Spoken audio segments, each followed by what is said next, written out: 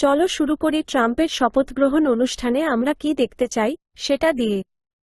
আর সবচেয়ে গুরুত্বপূর্ণভাবে প্রথম দিনের নির্বাহী আদেশগুলি কি প্রত্যাশার মতো অভ্যন্তরীণ বিষয়গুলিতে ফোকাস করবে, যেমন আমরা শুনতে পাচ্ছি, নাকি শুল্ক আরোপের বিষয়ে বেশিরভাগ মনোযোগ থাকবে, নাকি আমরা এমনকি এ বিষয়ে নিশ্চিত নই। সকাল শুভ। এটা স্পষ্ট যে আমাদের কারোরই ট্রাম্প ঠিক কি করবেন সে বিষয়ে নিশ্চয়তা নেই। আমার কোনো বিশেষ অন্তর্দৃষ্টি নেই। তিনি অবশ্যই অনির্দেশ্য। সপ্তাহান্তে সব উৎস থেকে একই রকম খবর পাওয়া যাচ্ছে যে প্রথম দিনের নির্বাহী আদেশগুলি অভ্যন্তরীণ বিষয়গুলিতে বেশি মনোনিবেশ করবে। যদি তাই হয়, তাহলে প্রাথমিক প্রতিক্রিয়া হবে, হে, কোনো শুল্ক নেই। এবং এটি সম্ভবত ঝুঁকির জন্য ভালো হবে, বিশেষ করে চীন, হংকং স্টক, এশিয়ান স্টক সাধারণত, কিন্তু সবাই জানে এটি শুধু প্রথম দিন। এবং তারপরে অবশ্যই সেই শুল্ক সংক্রান্ত শিরোনামগুলি সপ্তাহের পরে আসতে পারে এবং সম্ভবত আসবেই। আমার মনে হয় মূল ধারণা হল এটি এমন কোনো র্যালি নয় যা খুব দূর পর্যন্ত টেকসই হবে। এটি শুধুমাত্র স্বল্পমেয়াদী ত্রাণ, আমার মনে হয়। এছাড়াও, যদি আমরা প্রথম দিনে সেই অভ্যন্তরীণ ফোকাসযুক্ত নির্বাহী আদেশগুলি পাই, যেমন রিপোর্টগুলিতে বলা হয়েছে, তাহলে তা প্রান্তিকভাবে তেলের দামকে হ্রাস করবে। এটি মূলত আলাস্কায়, পাশাপাশি অন্যান্য এলাকায়, তেল সম্পদের মুক্তির জন্য জরুরি আদেশের কথা বলছে, কিন্তু ইরান বা ভেনেজুয়েলা বিরোধী আরও বেশি পদক্ষেপের দিকে মনোনিবেশ করছে না, তাই সমীকরণের উভয় দিক থেকে এটি প্রান্তিকভাবে তেলের দাম কমাতে পারে। সকাল শুভ মার্ক।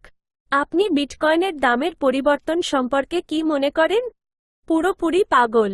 দেখুন, আমার মনে হয় এটাকে দুটি দৃষ্টিকোণ থেকে দেখা যায়। যদি আপনি নেতিবাচকভাবে দেখতে চান, তাহলে আপনি ভাবতে পারেন, হে, সবাই বিটকয়েন রিজার্ভে বাজি ধরছে। ট্রাম্প কি বিটকয়েন রিজার্ভ তৈরি করবেন নাকি তিনি সবাইকে তার নতুন ডলার ট্রাম্প মিম কয়েন বা ডলার মেলানিয়া মিম কয়েন কিনতে বলবেন? তাই আপনি জানেন যে তিনি সার্বিকভাবে মিম কয়েনগুলিতে পুনরায় বিনিয়োগ করছেন, যা এই ধারণাকে দুর্বল করে যে বিটকয়েন এক ধরনের নির্বাচিত একক। আশাবাদী দিক থেকে, এই ঘটনাটি হঠাৎ ঘোষণা করা যেতে পারে এবং কাগজে কলমে সম্পদ এবং সম্পদকে অবিলম্বে বিলিয়ন বিলিয়ন ডলার আকৃষ্ট করতে পারে এবং আপনি জানেন যে আপনার এখন একজন রাষ্ট্রপতি আছেন যার সম্পদের অধিকাংশই ক্রিপ্টোতে রয়েছে এবং তাই ক্রিপ্টো শিল্পকে সমর্থন করার উদ্দেশ্য রয়েছে। তাহলে এটি ইতিবাচক। কিন্তু এর বিপরীত দিক হল যদি তিনি কখনো সেই সম্পদকে মুদ্রায় রূপান্তরিত করতে চান, তাহলে তাকে সব বিক্রি করে দিতে হবে। তাই আমরা কেবল জানি যে বাজারে প্রচুর পরিমাণে পরিবর্তনশীলতা রয়েছে এবং আমার মনে হয় ক্রিপ্টো মূল্যের পরিবর্তন এই সপ্তাহে এবং সম্ভবত পরবর্তী 4 বছর ধরে আমরা পুরোপুরিভাবে গ্রহণ করতে চলেছি তা নির্দেশ করে। হ্যাঁ, ঠিক আছে, তাই এই সপ্তাহে পরিবর্তনশীলতা নিশ্চিত। অন্তত ব্রেন্ট তেলের দাম $80 উপরে রয়েছে। অবশ্যই, তারা সম্প্রতি বৃদ্ধি পেয়েছে, আংশিকভাবে আবহাওয়া, আংশিকভাবে রাশিয়ার বিরুদ্ধে নীতি এবং সেখানে কি প্রত্যাশিত, এবং আমরা শুনতে পাব যে শক্তি খাতে নির্বাহী আদেশগুলি তেলের দামে নিম্নমুখী চাপ সৃষ্টি করতে পারে। আমার মনে হয় তেলের দামে, হ্যাঁ, একেবারে। আমার মনে হয় যদি সেই অভ্যন্তরীণ ফোকাসযুক্ত ব্যবস্থা থাকে প্রথম দিনের মতো উল্লিখিত, তাহলে এটি প্রান্তিকভাবে তেলের দাম হ্রাস করতে পারে। অন্যদিকে, যদি এটি অভ্যন্তরীণভাবে ফোকাসযুক্ত হয়, তবে এটি শুল্ক শিরোনামগুলির চেয়ে কিছুটা বেশি প্রবৃদ্ধিমুখী হতে পারে। সদস্য, শুল্ক শিরোনামগুলি বাইরে নয়।